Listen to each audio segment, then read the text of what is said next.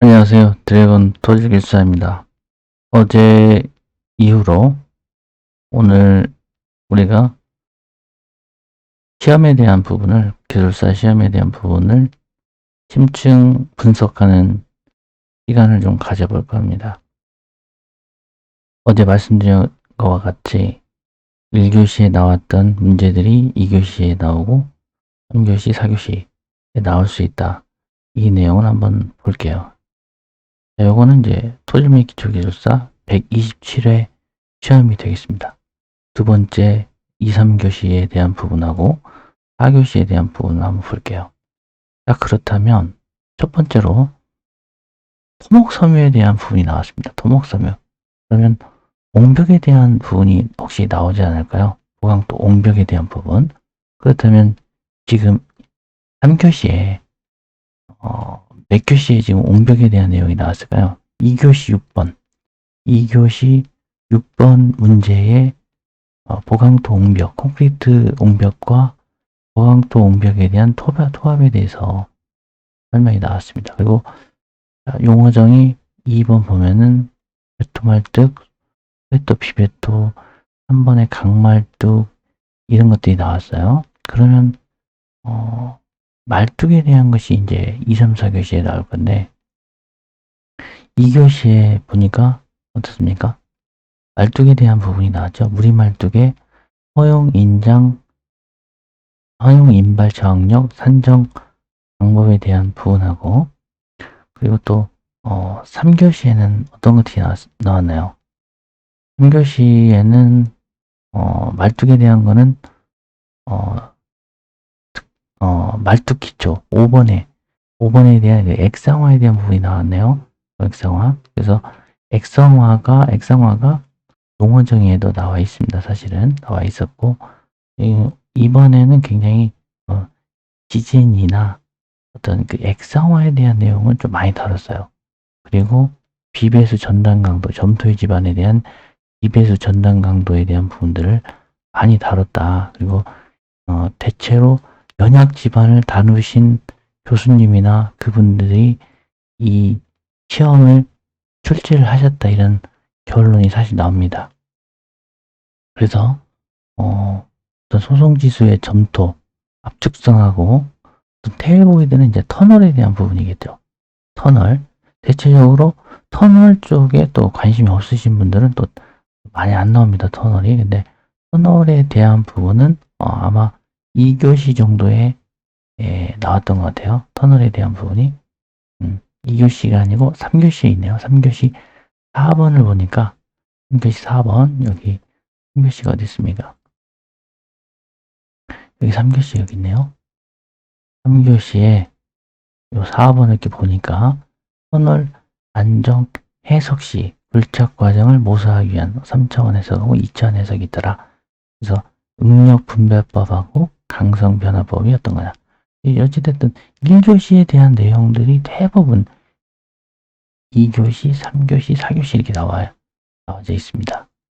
그리고 응력 변형률, 모아원, 삼축 시험에 대한 부분, 삼축 시험에 대한 어떤 부분이 1교시에 지금 나와져 있고요. 응력 변형량 이런 부분들이 나와져 있기 때문에 어떤 불결한 시료에 대한 어떤 실내 시험에 삼축 시험이 들어가 있고 전단 시험에 일축 압축 강도 그리고 전단 강도 이런 것들이 2교시 3번 문제에 나와 있습니다. 이렇게 불결한 시료 채취시 교란의 원인하고 실내 시험을 활용한 교란도 평가 방법 설명하라 이렇게 나와 있고요. 그 다음에 고함수비의 준설 점토의 침강 특성하고 가정 안멜 특성이 뭐냐 이렇게 좀 많이 이렇게 연결된다는 거 억지로 제가 연결하는 것은 아니고 이 내용이 1교시에 나왔으니까 2, 3, 4교시에 어떻게 나오겠다 이런 것들이 이제 대충 보인다는 거죠.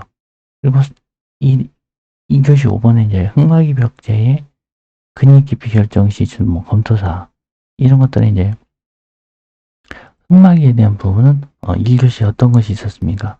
11번은 이제 지하 연속벽 동시 안정액 시험이지만 그 비슷비슷한 거 아니냐 이렇게 생각할 수도 있는데 어느 정도 공부가 되신 분들은 이걸 1교시에 딱 보잖아요. 그러면 2, 3, 4교시에 어떤 것들이 나오겠다. 이런 그러한 그 추측이 나옵니다. 나오고 DCM도 10번 문제에 나왔고 1교시 그런 것들이 이제 연약 집안에 대한 어떤 그 집안 보강, 집안 보강이나 연약 집안 개량 이런 것들과 이제 연관이 되겠죠. 그래서 대부분 이제 폐기물 물입지의 어떤 지방공학적인 문제점이나 연약 집안 BBS 강도, 그 샌드매트 이런 부분도 이제 4교시 1번에 나오고요. 공화중, 케이슨 기초의 치마 발생 요인 이런 것들은 이제 액상화에 관계된 것들로 되어 있어요. 그래서 1교시에 보면 액상화에 대한 부분이 12번 문제에 나옵니다.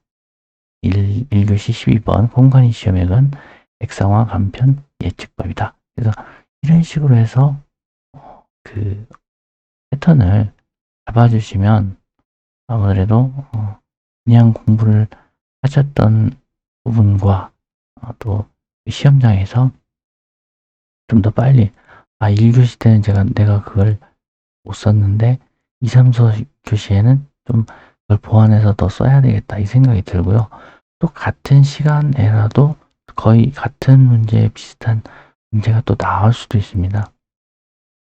예를 들어 이제 어떤 액상화에 대한 관련된 그런 내용이다. 그러면 그 내용에 관련된 어떤 간편법과 상세법 이런 것들을 똑같은 시간에도 같은 페이지만 아니면 다음 장에 넘겨서 서술하셔도 아무 문제가 없어요.